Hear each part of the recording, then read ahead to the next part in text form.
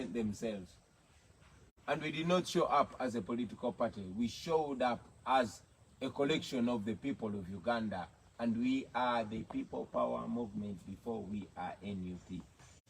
And it's important not to reduce the aspirations of the people of Uganda to particular political parties or to individual politicians.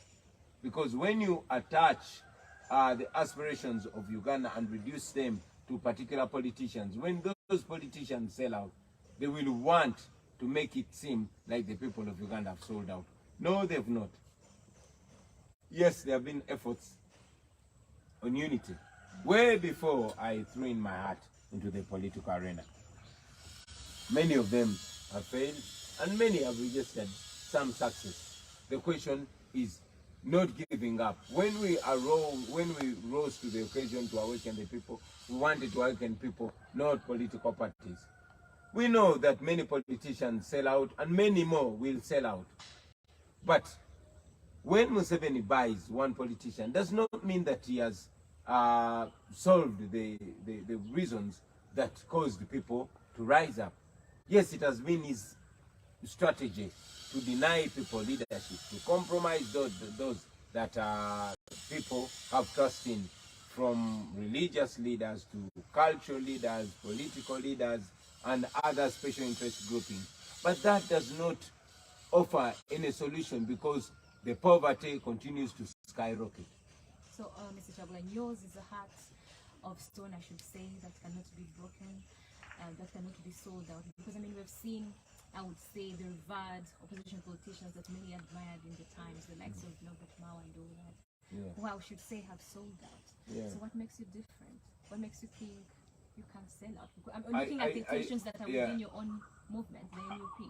I don't want to look at myself as a special case. I will look at the idea that we represent as a special case. People don't support me because of me as the individual. They support me and my team because of the idea that we represent, the idea that never dies, you know. And I said it many times, I'll say it again today, that even me, myself, if I started changing my words and left the idea that made people support me massively, they would very happily support anybody else that represents those ideas. So it is not the individuals. That's why people are very quick to dump any politician that, you know, that sells out to the dictatorship, and they move on. And the people of Uganda, one thing that we've been able to successfully achieve is massive awakening. Our people are not asleep anymore. They cannot be fooled anymore. They know that it is upon them to take the charge themselves, not any politicians. You gave a good example of Norbert Mao. Norbert Mao used to be very inspirational to us when we were children, when he was Guild President of Makerere, he used to be such an inspiration to many of us. Sometimes you have to work with the government if you're to have the inspirations come to reality. That's him. But Norbert Mao keeps changing his words. He's the same person that said that when you are paid to be stupid, then your intelligence ceases to matter. It's the same Norbert Mao who said that General Museveni, he will only work with you if he can use you as a wheelbarrow. Those were the words of Norbert Mao, the same Norbert Mao now that is bootlicking General Museveni. But like I said, Museveni appeals to two things. He appeals to either your sense of fear or your sense of greed, you know.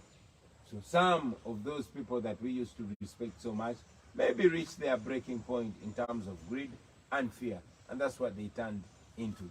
It's unfortunate, of course, with all due respect, I know that those people have their weaknesses, but we are preaching to the people of Uganda to evoke their own strength.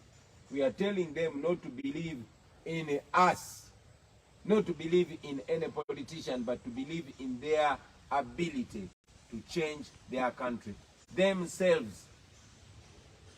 Mr. Kyagulanyi, we shall take another quick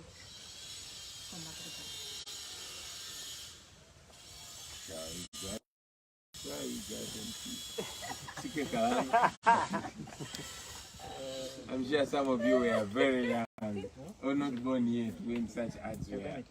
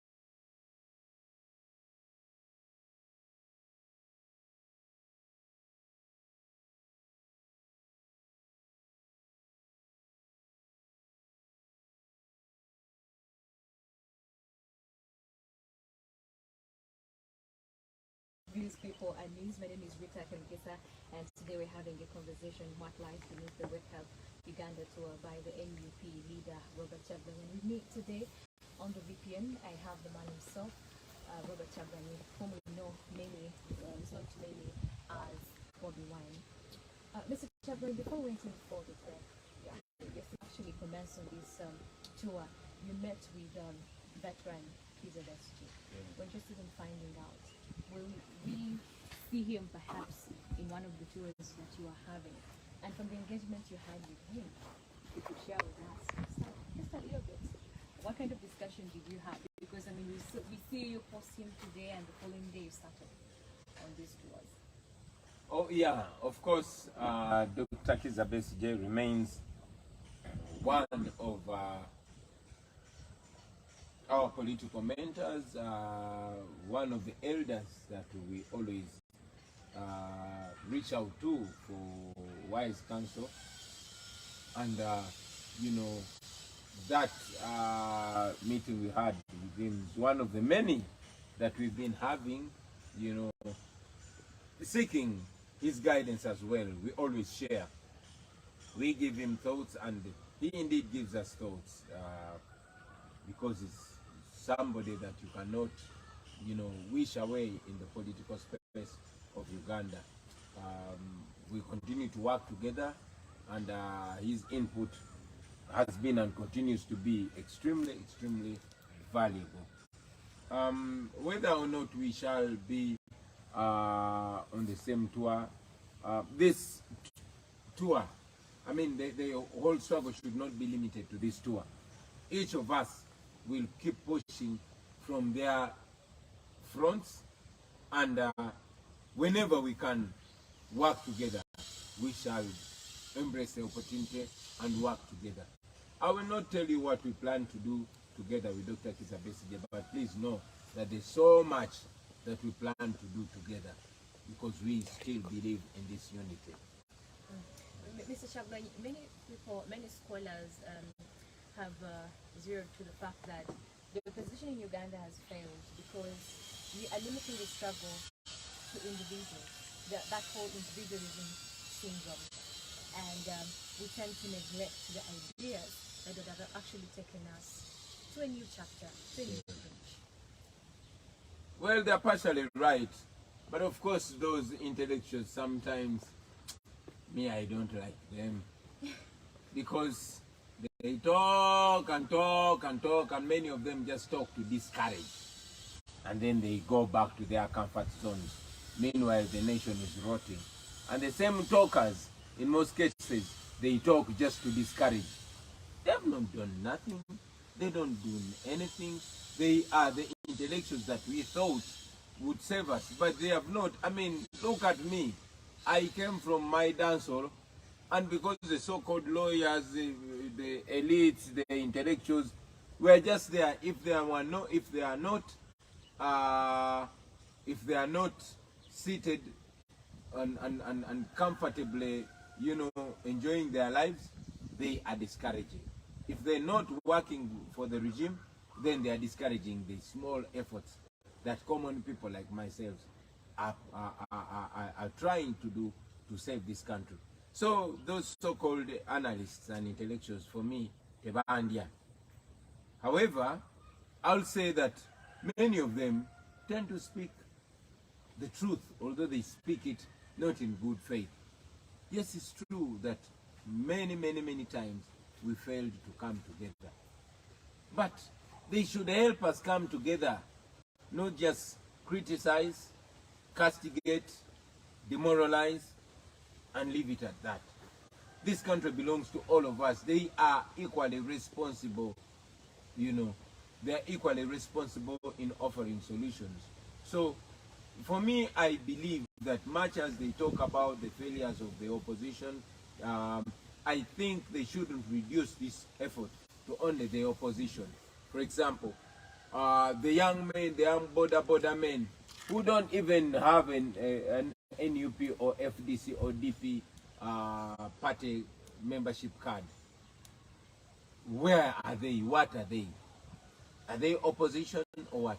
I want to look at them as change-seeking forces. So, for us, we don't look at ourselves as opposition. In any case, we are not opposition. We are the option. We want. Which change should the border people and the other Ugandans you're talking of as agents of change, as the people you are working with? And yet, the opposition, I should say, you who are seeking the change, who are leading on the steering wheel, you need reawakening in yourself. Like I keep saying, look at what has been happening in the FDC. It has been on for months now. Even in your party, NUP, we have seen these tensions, like they've said. And it is said indeed that when these people come to these tours that you're moving around with the mammoth crowd, they say indeed they only come to listen to the dancehall star, and your message remains at that rally. Well, I'm a dancehall star, and that is a plus to me. You cannot take it away from me. Many other politicians, including Museveni, wish they were stars like myself. Museveni has tried it. He has recorded a few songs with his ugly voice. So they wish they had that charisma. They don't have it. So they're trying to undermine it. I have it. I'm thankful to God. Are you trying to tell me that when they go to listen to Museveni, they are going to listen to Emolaro? Yes, they are going to listen to Emolaro. Like they come to listen to this artist who tells them sense. If it was not resourceful, they wouldn't ban my music concerts. So yes, I am that star that people come to listen to, and I use this star voice not just to entertain them, but to edutain them, and I will continue that. Are you edutaining the opposition? Let's stick to the wrangles. My message is not only for the opposition. You see, Rita, you're trying as much as possible to box me into the opposition corner, and I will not take that. You know why? Because my message is for all people. Don't reduce us to opposition, because what if Museveni buys the opposition? He bought DP, he bought UPC. You see what is happening to FDC. I've been telling people, do not put your trust in those so-called politicians. Not even myself. Put your trust in yourselves, you the people of Uganda, you are the answers. You are the architects of your own freedom and your own liberation. You know, Okay, this Museveni one was- will buy these people. You know, you remember it during elections. He had already bought Museveni. In fact, in 2016, you remember he said, by 2021 there will be no opposition. Probably he had cut a deal with all the parties that were there. He didn't know that nature and God would bring up a generation that is uncompromising, the generation that I lead. So don't box us to opposition. Don't put us in the corner of these sellouts, in these professional politicians, the electropreneurs. But you know, Mr. Chagulanyi, we have to unbox these boxes. Yes. Because I know yourself, you've heard these voices. You've seen with the wrangles that have been going on in the FDC. You've Yes. had rumors, I should say, where the FDC members are accusing. But those are not Besigye, new. accusing Elias Lukwago of taking their members Yes. to NUP. Yourself, you have heard that. Yeah, I will tell you that that's not new. Even when the first thing, reason why I did not join any party ab initio is because when I was coming into the political space, there was FDC and there was DP. And DP's worst enemy was FDC and the other way around. I was wondering. I thought that FDC's enemy is supposed to be Museveni and not DP and the other way around, but that was Turns out not the the case. opposition, you're your own Exactly. enemies. So when I came in, you know, I was independent and we started the People Power Movement, which brings everybody together. For us, our mission is not just to make Bobi Wine president, but to remove a dictatorship and give Ugandans a chance to come together and forge a way forward. We tried as much as possible. We had more than 30 meetings in the run-up to the 2021 election, trying to bring these people together. It only became apparent to me that the unity was not going to be possible because many of the leaders of these parties were paid to cause disharmony and disunity. And this played out later when Mao, you know, came blunt. Now it's playing out in the FDC. But I'll tell you that those few characters should not define us.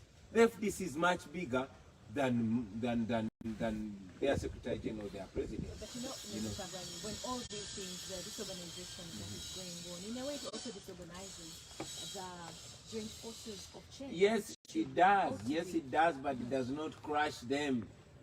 The killing dampens the mood of the people, but does not kill it. That's why we don't stop awakening them.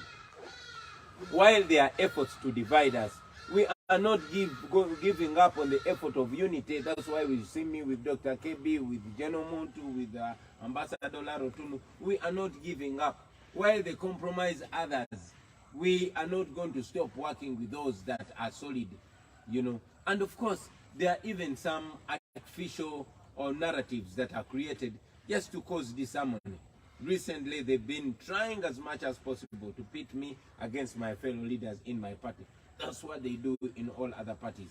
General Museveni uses the same template.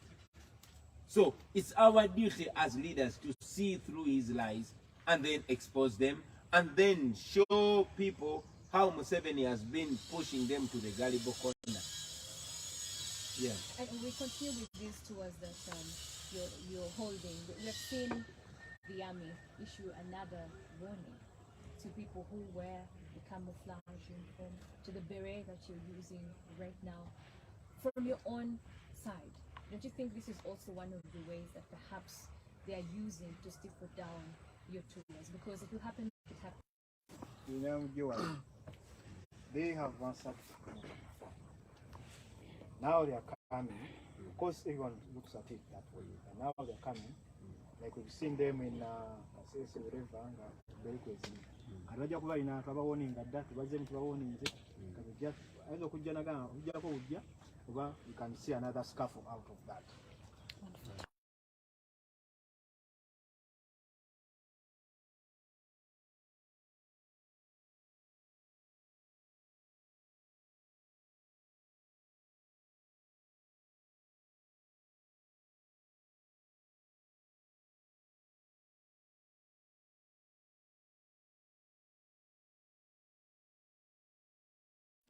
Namuzigale kalina ajja okuba enduulu oyo jjajja Bosco. Nange mukuba enduulu bampambye. Simanyi wendi ate ye ajja kuba tamanyi na waali. Josh.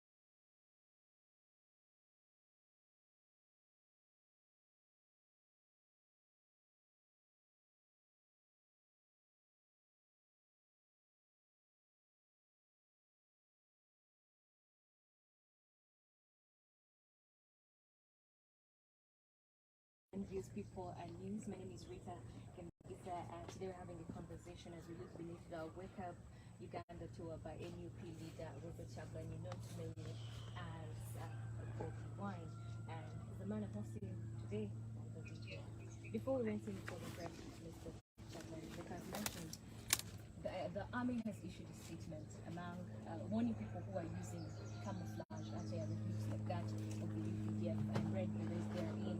And we've seen, like before, where the military has raided your offices in Kambodsha. They have confiscated your t-shirts, the red berets that you use in these tours. And this, of course, in a way will send a message to a number of people who will be running up in these crowds. It will create, first of all, fear among the people, knowing that, and we have also seen the end result in most cases.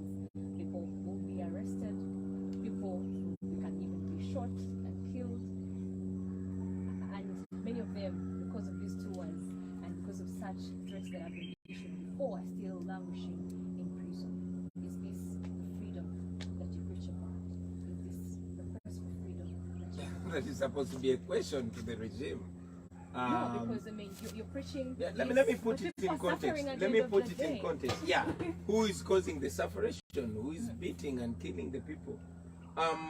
Look, you have seen Andrew Mwenda clad in full military uniform. You see artists every day dressed in military attires. You see many people dressed in military attires. And that's not to say that we dress in any military attire. I am wearing this beret. I keep wearing it. I don't get arrested, but they arrest everybody around me. Does that mean I'm above the law? If there's any law, that you see, that's the selective application of the so-called laws. That is the corruption. You know, that's the impunity that we have in this our country. So I'll tell you that first and foremost, for us to be able to traverse the country unhindered by the military or police, it's not because Museveni loves that so much. It's two reasons. One, he is blatantly ashamed. Yes, he's shameless, but it's a clear sense of shame that is hovering over the regime. But most importantly, after Museveni's massacre in November 2020, and after the constant hounding of the opposition, abductions and killing of the people, we took Museveni, his son, and those around him to the International Criminal Court with more than 200 pieces of evidence tendered in. And we are still putting more evidence together. So Museveni knows that the international community is watching him, and this is the community that has been funding him to continue his misrule over the people of Uganda, to continue his regime of blood and national shame. So he is aware that he's a candidate for the ICC. He knows what happens. So he probably is trying to behave himself in order to tone down on the pieces of evidence that are coming, you know, to add on the petition that we put up against him. Probably that is why we've been able to move peacefully so far. Like I said, we are always peaceful, and it only gets messy when the police messes it up. Coming back to the so-called military stores that they claim we have, they've raided our offices many times, stolen our berets, while every other person is putting on berets, including them. The NRM tried to copy our beret and they made them in yellow. Apparently for them, it's okay to put on berets, but not us. All this they are doing because they are trying to look for any reason to arrest, torture, and incarcerate our supporters. I tell them that we are not going to give up. The law is on our side. All the people they arrested for wearing berets, none of them has been convicted. You know, all of them have been tortured, incarcerated for lengthy time, some years, but they've been released. So it's another excuse. It comes out of fear. Yeah. The Electoral Commission has issued its roadmap for the 2026 general election. I would want to find out from you. I'm sure you've read it. Does it answer the questions that were left during the 2021 general elections? It doesn't answer any question. We are not so bothered by the Electoral Commission's roadmap, because you know what? One of the reasons why they issued that roadmap was probably for them to ensure that the people of Uganda go past the 2021 rigged election. We have not gone past that election. We won that election, and we continue to, to call out the regime for having rigged that election. But this national tour also is to show the people of Uganda what they missed when that election was rigged. We had a program, which program we continue to highlight, a program of a return to democracy, return to civilian rule, a program of a revamption of the economy, an absolute fight and crushing of corruption, which corruption General Museveni has been the chief priest of,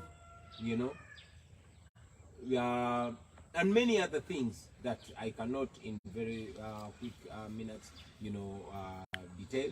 But we are moving around the country, showing them what they missed when the election was rigged, and reminding them that it is going to continue like that if they don't firmly put their feet down. We are not campaigning for the election, because if we had another election under these circumstances, it wouldn't be any difference. We are telling the people of Uganda that nobody else is going to give them a free and fair election but themselves. They must be firm, put their feet down. We are working locally and internationally, knowing that when the international community finally distances itself from Museveni, like it's clearly beginning to, then we will be dealing with a much more weakened Museveni, and our effort to make him fall will be easier. Mr. Kyagulanyi, are you coming back in 2026? The question should be, are you here now? And I will say yes. Are you going to contest for the 2026 general election?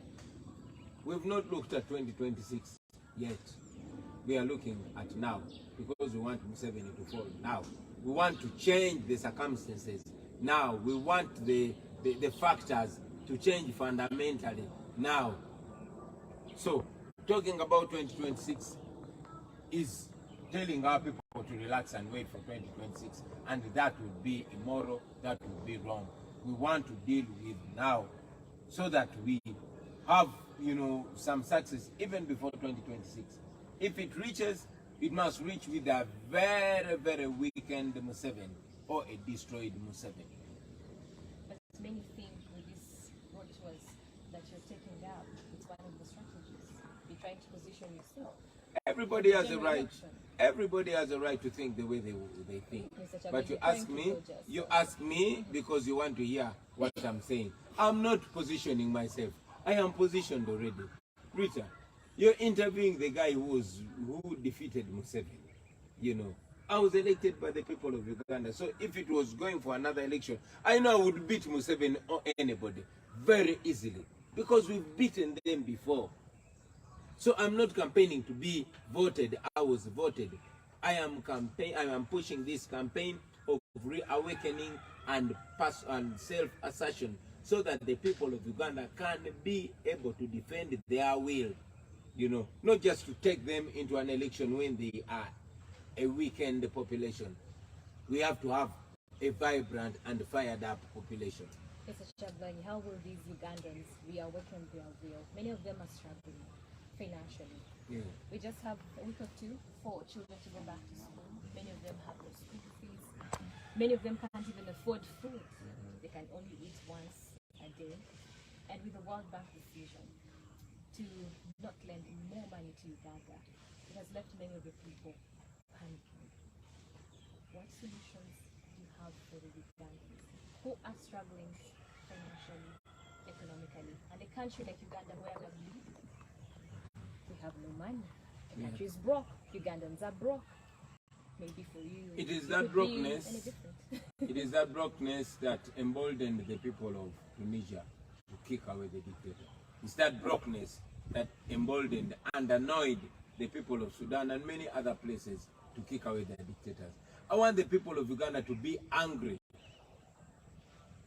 and to have resolve.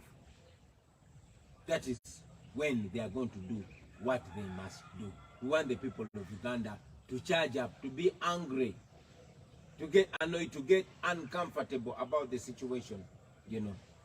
So that is a factor as well.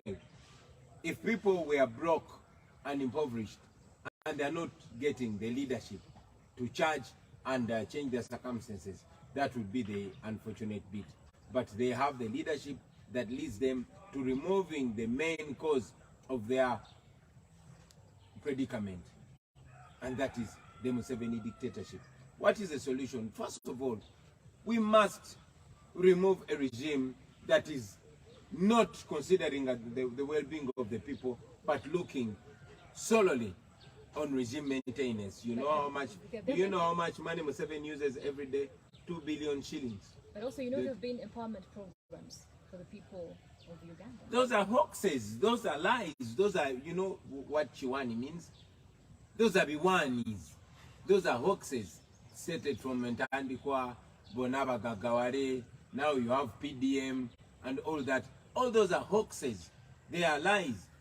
You know, people don't need handouts. People need policies that would make them self-sustaining. You know, we are rich. We have a rich human resource which is not empowered at all. People are overtaxed. You know, that's why they keep running out of the country. See how many Ugandans leave the country every day to look for better, you know, pastures. Agriculture has fallen completely. The economy has been, you know, hijacked by a few elites, you know, who are connected to General Museveni and his family. So that and more is supposed to annoy the people and remove this dictatorship so we can be able to realign. You get my point? Our challenge has been poverty as juxtaposed to extravagance. See how extravagant those that rule over us are. Compare Anita Mongo's house and the Bukedea Health Center. You know, compare how many cars Museveni has as an individual running his office and how many ambulances we have in the country. Compare the money that is spent on security and weapons of destruction as juxtaposed to the budget in the healthcare sector. Compare the salaries of our teachers and their working conditions. So all that has to change. It only changes when we change the head, because the priorities are not right. We have to realign our priorities. When you talk about priorities, what would a country like Uganda be prioritizing at the moment if we're to keep afloat economically? And with this World Bank decision trade, government is saying they're going to cut on expenditure. What are some of those areas you think we should be focused on? Corruption. crack down on corruption. According to URA records, we lose 10 trillion every year that we lose to China. Sorry? We lose about 20 trillion. You see, now I'm even underestimating it. 20 trillion lost to corruption. We know who the corrupt people are. We know who the thieves are. They went beyond stealing money. They even steal iron sheets. These are the people around Museveni. Crack down on corruption and channel that money to help the people. That is number one. Number two, realign on our expenditure. Why must we spend all that money on administration? See how many ministers we have. How many ministers did Obote or Amin have? See the presidential advisors, the RDCs. Now those that are in power, look at how their convoys move and how much money they spend. So just those two things alone can fundamentally alter our circumstances as the people of Uganda. Then invest in healthcare. Make sure our people don't die stupidly like they are dying. And others, like I said, I would take the whole program just talking about our solutions. This whole issue of the World Bank decision remains a serious threat to this country and to the people that you lead, the people you want to real with them. Because many of the programs were supported by World Bank, the nations and all that. Meaning Omuntu Wawansi will suffer as a result of World Bank, not giving us aid anymore. I disagree with you, Rita. Omuntu Wawansi has been suffering because most of that money that is given to us is lost in corruption and patronage. Remember what happened to the COVID money? They stole it. Museveni and these people. Remember what happened to the Gavi funds? Stole it. Museveni and these people. You know what happens to the money that comes in to support refugees? Stolen. Okay? The only difference is that they've been stealing the funds that we borrow, which funds you and your child, me and my child and our grandchildren are going to pay. They've been stealing it. Now they're stealing taxpayers' money. In any case, they've been stealing 20 trillion of taxpayers' money annually. So the Muntu Wawansi has been suffering and will continue to suffer because these are thieves. Okay? And I'm being blunt because that is what they are. These are thieves. The international funds were not helping us anyway because they were being lost in corruption. And those that were not lost in corruption were being used to subjugate us. Myself and my team were moving nation to nation, organization to organization, asking them to stop funding Museveni's regime. We are happy that they're stopping. We also want them to put sanctions on them. We want to weaken the Museveni regime, I repeat it. And we can weaken him. One way of weakening him is to make sure that they don't sponsor his killing. The guns that kill us are given by Americans. The money that he uses to buy people, to compromise those that are speaking the truth against him is given from abroad. Museveni is an agent of neocolonialism, is an agent of foreigners. So we are asking them to stop sponsoring killing, to stop sponsoring that regime of national shame. They are stopping and we appreciate. We want them to even put sanctions. All right.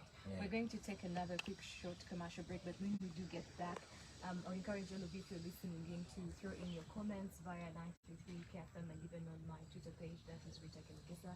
And later on we shall give you a chance as well. I guess Briggs will have him calls as well to ask Robert Chagulanyi if you have any question, or also you can share your views and opinions. We'll take another quick short commercial break.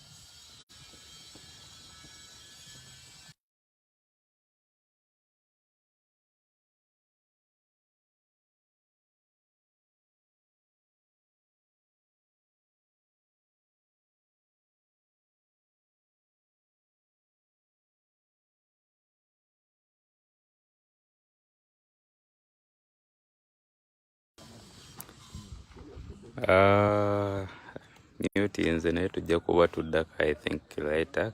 Tusooke tuveeko mu Bulango. Mwagala wuliriza President by'ayogera baanammwe. Mukwatire musooke tuveeko mu Bulango tujja di unmutinga naye kati genda mutinga muko kayala. Yes. Nibone musharinge video emuganja bijjako.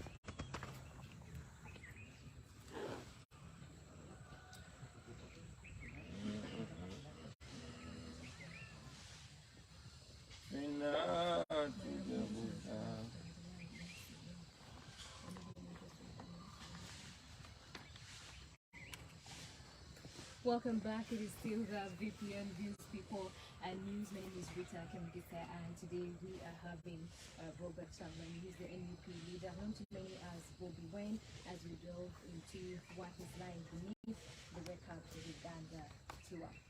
Mr. Chamberlain, the other day I saw a statement from the NUP party indicating that you had allegedly received credible information that there was a plot to take you down when you were in Kabale. If I could peep into your intelligence system, who could be against your life and why would they want to kill you? Thank you. It's true, my team and I received information from very credible sources that there was an attempt on my life while on that tour. Actually, that prompted our quick response of driving back from our country as soon as we are done. In fact, we cut some activities short as well because we had even been antagonized in the first place. We don't take these threats lightly at all. We don't take them lightly because we've had similar threats and they've come to pass. We were warned in Arua. I was told that there was an attempt on my life, and as it all turned out, I survived narrowly, but my driver did not survive. The late Yasin Kauma, may God grant his soul perfect peace. Now, we know that the regime has made attempts on my life numerous times. I've survived gunshots, There are times when they even aimed at me and the bullet went through the windscreen of my car. So they've had attempts on my life numerous times. Therefore, I cannot treat any threats lightly. Yeah. And I would want to find out from you, Mr. Chamberlain, ordinarily, when such threats are issued or when you receive such information, you would have to inform the security officers. Did you do that? The security officers, the same security officers that are responsible of having tried to eliminate me. Are you not aware that it is the SFC that shot and killed Yasin Kauma? Are you not aware that it's the military that ran over Frank Sentes and killed him? Are you not aware that it is the Uganda police that killed Rita Nabukenya? Are you not aware of that? But it is standard procedure. When when such a threat is issued, the first respondent should be secure. In a legal and moral situation. But as of now, when we know that the chief murderer, who is General Museveni himself, is presiding over a system, then that system is rotten, and we opt for other means. We would have gone to Ugandan court. Why do you think we've taken Museveni to the International Criminal Court? Because all the courts here in Uganda are muzzled. So you cannot seek refuge from the same animal that's trying to eat you. However, we expose them because I know that I cannot, fight against Museveni violently because he has all the guns and all that. But by exposing him internationally, in a way, it keeps me alive tentatively. But even when they finally succeed in eliminating me, I want the whole world to know who is after my life. That is Museveni and his son. The same people you oppose, the same system that you are trashing, is the same system that you went to running to court in 2021 when you felt you had been denied your victory. If you marked my words, I said, and I maintain it today, that we were going to that court to get either of the two things. One, justice, or to strip it naked. And indeed, the justice system was exposed. You saw just yesterday or the day before yesterday, Justice Chisache resigned from the Supreme Court because it was whatever they were doing was illegal and criminal. Whatever the Chief Justice Owiny-Dollo was doing was illegal and criminal, and he was challenged, and he behaved in a very, very, very disgusting way, a way that undermines the judiciary. So our judiciary has been put to shame, courtesy of the Chief Justice and all those, all in the name of defending the sitting regime. Chagulanyi, I'll read a comment and verbatim. Yeah. When the NUP party put up a statement claiming that they received European diplomatic sources of that plan attempt on your life, you mentioned Norbert Mao, and I'll read verbatim. Colonialism came through one region. It is coming back through the same region. He says in bold, European backers, no sense just. Well, I don't blame Norbert Mao. I only blame those that take him serious. You know, when Norbert Mao is dealing with the international community, it's not colonialism. Okay? When Museveni went to Sweden to be assisted in the fight against Milton Obote, it was not colonialism. But when the international community, warns the regime about an impending terrorist attack, that is not colonialism. But when they warn me about an attack on my life, that is colonialism. I don't blame Mao. I blame those that take him serious. But like I said, it was his own quote that if you are paid to be a fool, your intelligence ceases to matter. Mr. Robert Chagulanyi, I guess we have a caller line. Hello. Yes, good morning. What's your name and where are you calling from?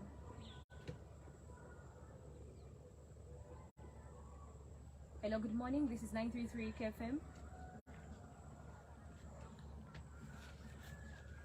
Yes, good morning. What's your name and where are you calling from?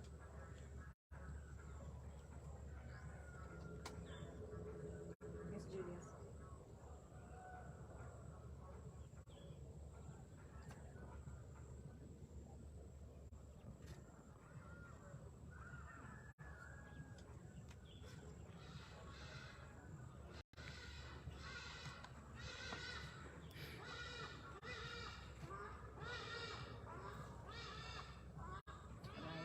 Mayambala there is Thank you, just bro. appreciating. We have another call online. Yes, good morning. Yeah, what's your name once again and what's your view or opinion? Yeah. Yes, your name once again?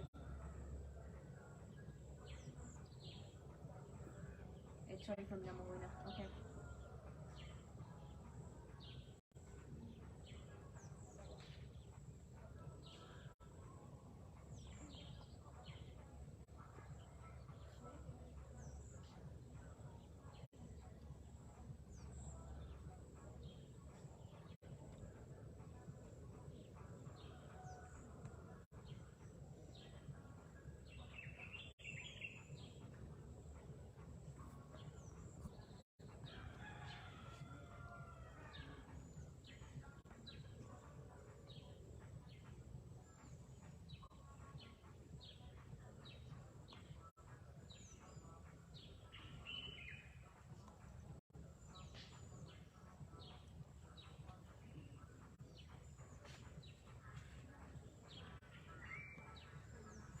All right. Do we have another caller online? Good morning. What's your name? Where are you calling from? What's your view or opinion? Yes, Santa.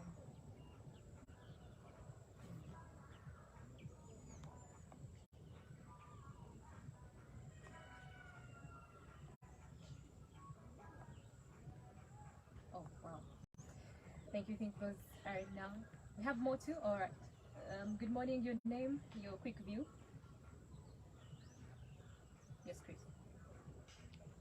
Good. Please go right ahead with your question, view, or opinion.